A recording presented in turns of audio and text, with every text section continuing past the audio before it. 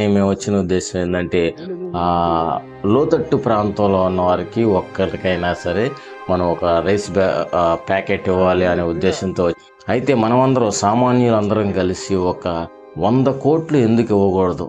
ఒక మంచి ప్రణాళిక ఉంది నా దగ్గర.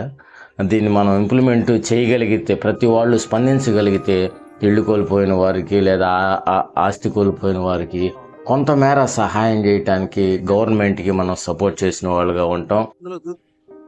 హాయ్ ఫ్రెండ్స్, ఎలా ఉన్నారు? మీలో చాలామంది బాగున్నారు, నేను బాగున్నాను. మరో వీడియో ద్వారా మీ ముందుకు రావడానికి చాలా సంతోషిస్తున్నాను. ఈ వీడియో ముఖ్య ఉద్దేశం ఏంటంటే, మీరు తమిళ చూస్తూ ఉంటారు, విజయవాడలో ఇటీవల వచ్చిన వరదల కారణంగా అనేక మంది చాలా ఇబ్బంది పడ్డారు. కొంతమంది ప్రాణాలు కోల్పోయారు, అనేక ఆస్తులు కోల్పోయారు, ఆకలి దప్పులకి చాలా అలమటించారు. అయితే ఒకసారి విజయవాడని సందర్శించి రావాలని నేను మా ఫ్రెండ్ అనుకున్నాను. గత 4 రోజులు అనుకున్నాం, కానీ మాకు పరిస్థితులు అనుకూలించలేదు. ఎవరి పనులు వాళ్ళకి బిజీగా ఉన్నాయి. ఎందుకంటే పని చేయకపోతే మాకు గడవదు. కాబట్టి వీలు చూసుకొని వెళ్దాం అనుకున్నాం. 5వ తారీఖు మాకు వీలు దొరికింది. మధ్యాహ్నం వరకు పనిచేసి విజయవాడ అయితే నేను మా ఫ్రెండ్ బయలుదేరాం.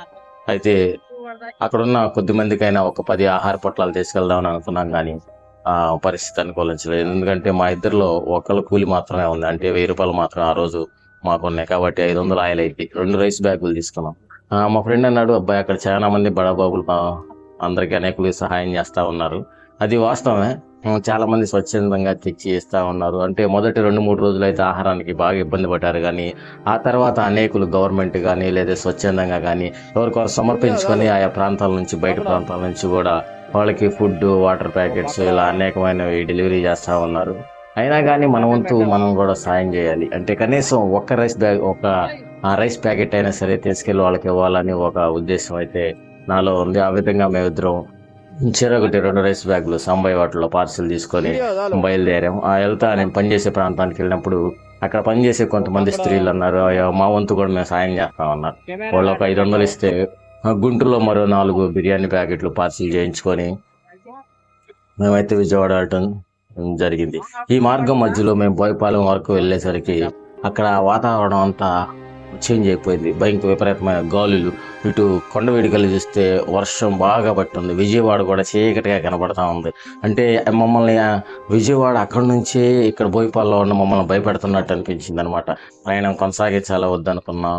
పరిస్థితులు అంత విపరీతమైన గాలి ఉంది. అయినా కానీ మేము విజయవాడకి ప్రయాణం చేయడానికే మొగ్గు చూపాం. ఆ విధంగా మేము పోతా ఉన్నప్పుడు కోడ్రుపాడు వెళ్ళేసరికి విపరీతంగా వర్షం పడింది.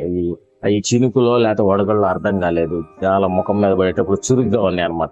ఈ పెదాలు అయితే బెజ్జాలు పడితే అన్నంత విపరీతమైన వర్షం బాగా పడింది. అక్కడ కొంతసేపు పక్కన స్టే చేసాం బండి ఆపుకొని. అయినా కానీ ఇంకా దాన్ని మరలా ఆ వర్షంలోని ప్రయాణాన్ని మేము కొనసాగించాం. టైం గడుస్తూ ఉందన్నమాట.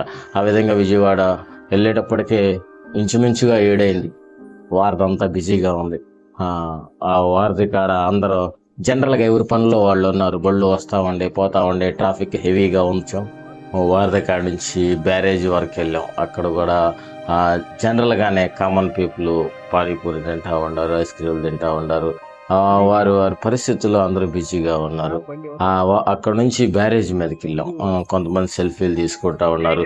ఇరిగిపోయిన బ్యారేజ్ని కొంతమంది వర్కర్స్ బాగు చేస్తూ ఉన్నారు, పోలీసులు ప్రొటెక్ట్ చేస్తూ ఉన్నారు.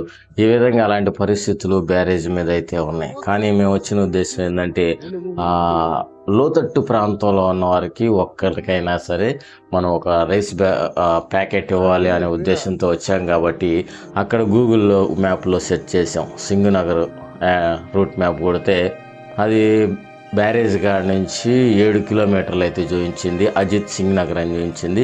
అయితే దానికోసం మేము ప్రయాణాన్ని కొనసాగించాం. మ్యాప్ ఆధారం చేసుకొని పోయాం. చాలా వరకు విజయవాడ నార్మల్గానే ఉంది. ఎక్కడైతే ఆ లోతట్టు ప్రాంతం సింగ్ నగర్ అని చేరుకున్నాం, అక్కడ సెంట్రల్ అంతా పోలీసులు ఉన్నారు, జేసీపీలు ఉన్నాయి, ఇంకా ఆహార పొట్లాలు పనిచేయటువంటి కొన్ని వ్యాన్స్ ఉన్నాయి. అప్పటికి చాలామంది తీసుకున్నారు అన్నమాట. ఇంచుమించుగా మేము ఆ ప్రాంతం రీచ్ అయ్యేతలకి 8 గంటలు అయిందనమాట. అయినా ఇంకా నుంచి ఇంకేం చేయాలి, ఎవరో ఒకళ్ళ దగ్గర ఏదో ఒక ప్యాకెట్ సహాయం చేసిన వాళ్ళే ఉన్నాయి. కానీ మా ఉద్దేశం ఏంటంటే ఇంకా లోతట్టు ప్రాంతానికి వెళ్ళాలి, ఎక్కడైతే వాటర్ ఉన్నాయో అక్కడికి వెళ్ళాలని మా ప్రయాణాన్ని కొనసాగించాం అనమాట. ఇంకా అలానే ముందుకు వెళ్తా ఉన్నప్పుడు చుట్టూరు నీళ్లు ఉన్నాయి. ఆ రోడ్డు మీద కొన్ని చోట్ల ఎక్కువగా, కొన్ని చోట్ల తక్కువగా ఉన్నాయి. ఇంకా ఆ విధంగా ఇంకో 2 కిలోమీటర్ల లోనికి వెళ్ళి అక్కడ ఇద్దరు ముసలోళ్ళకి, కొంతమందికి ఆ రైస్ మేము తీసుకెళ్ళినటువంటి రైస్ బ్యాగులు అయితే పంచడం జరిగింది.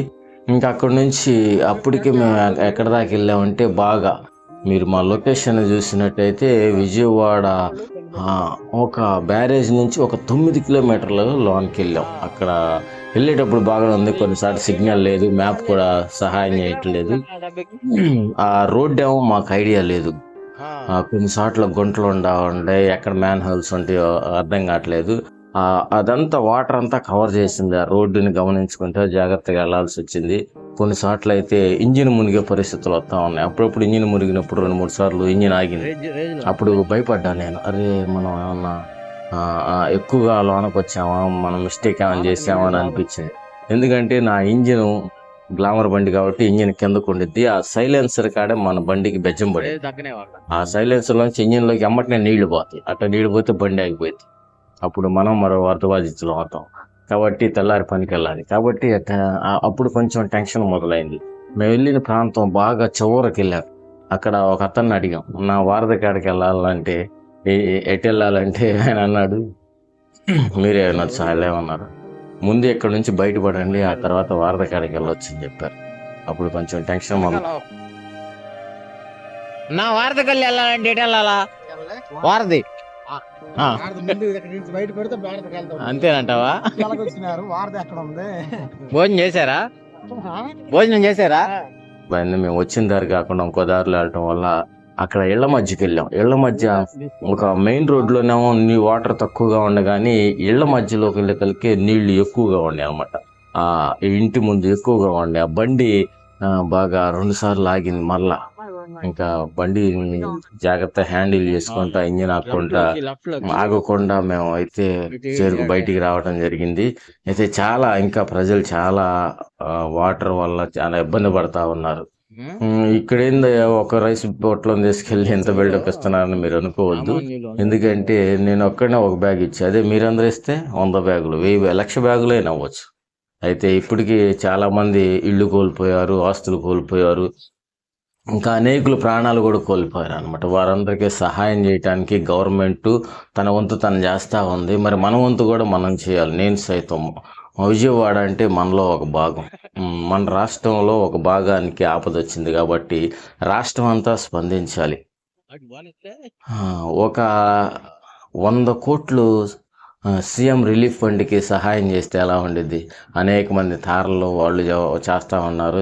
కొంతమంది వాళ్ళు గవర్నమెంట్ ఉద్యోగులు ఒకరోజు వేతనాన్ని అయితే ప్రభుత్వానికి సీఎం రిలీఫ్ ఫండ్కి ఇచ్చారు.